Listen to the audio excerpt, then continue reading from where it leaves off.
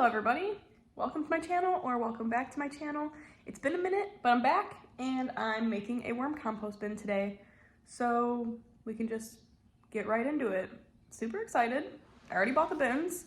So let me just show you kind of what's going on here. So I've got these 3 bins. It's gonna be 3 layers. So I need to make these top 2 are gonna have holes in them so that the worms can travel up as my compost gets broken down.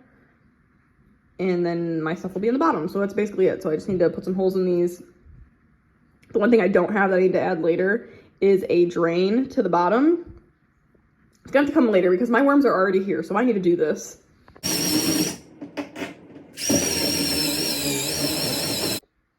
Okay, so this is what they look like. I didn't have a 1/4-inch drill bit, so I had to kind of build out some of the holes myself.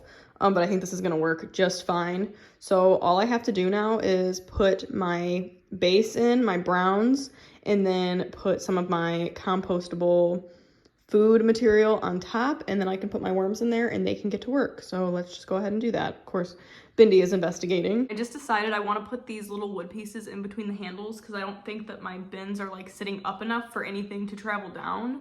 So I'm gonna try to separate my bins with these. Right here. It's perfect.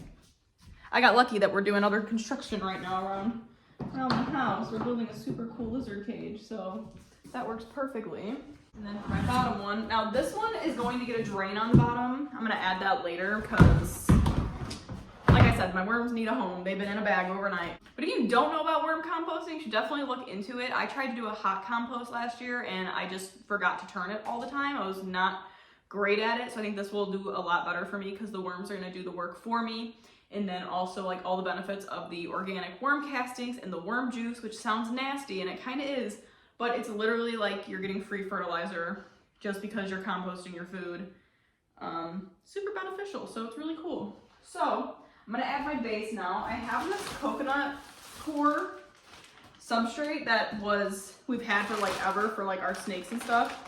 And it's been sitting outside, so I wouldn't necessarily want to put it in our snake tanks in case there's like little bugs or anything in here.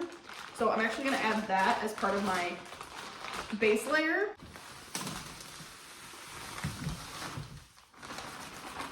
So I've got a little bit of sawdust, and I read you don't want to overdo the sawdust, but it's cool that they can break that down. So I'm gonna be keeping most of our sawdust from this little project so I can keep layering it in here.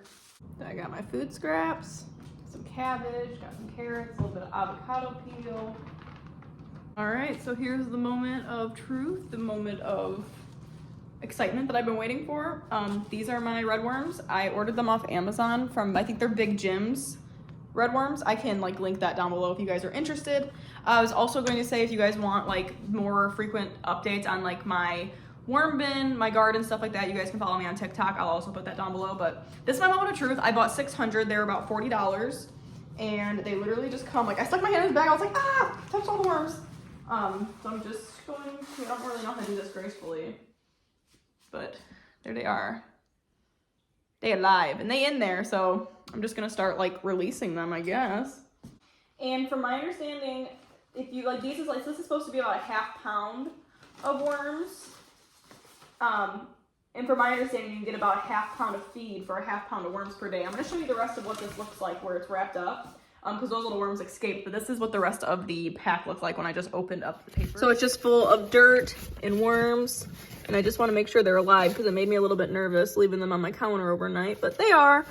They were actually a little bit cold. It was cold outside, of course, because we're in Illinois, when they got delivered last night, so I actually wanted to let them come to temperature a little bit before I did anything with them, so this is perfect. I'm going to put this in here, and I'm just going to spread it out. Just like literally. And the red worms are kind of small. They're actually smaller than I expected, so it's cool. But it says this pack comes with adults, babies, and eggs. So everything I read about red worms say that they're self-regulating. So if I'm feeding them a lot, they'll produce a lot as fast as they can. You don't want to super overfeed your worms. You want to make sure you're paying attention, or you're going to have just like rotten food in your bin. Are you guys okay? So I'm just literally spreading them out. this is what it looks like. I've got my browns on the bottom, my greens, as is my food scraps, on top, and then I put my worms on top of that, and they are now going to work their way down into the middle bin. Once this bin gets full with my food scraps, I will switch it with the middle bin. So then I'll be putting food scraps in the top bin. They'll be working up against the food while my compost is on the bottom. My very bottom bin is going to be catching any of that liquid that falls down to keep any of this from getting rotten and too wet and fermented. And I think it's gonna work perfectly. Like I said, the drain's gonna have to come later. It'll probably just come later today. I just wanted to get these guys off my counter and into their bins, so. The one last thing I'm gonna do after rewatching the video, which I'll link the video down below, it's from Epic Gardening. I really love their channel. Like super fast, what should I say, like super fast videos, like for whatever you're looking for. They have short videos, to the point, tell you exactly what you need to know, and then you can go ahead and do it. He said that he also drilled some holes in the top lid, not only for more like airflow, because that can't hurt anything, but because the worms do enjoy the darkness. So with a little bit of light coming in, it will encourage them to work their way down.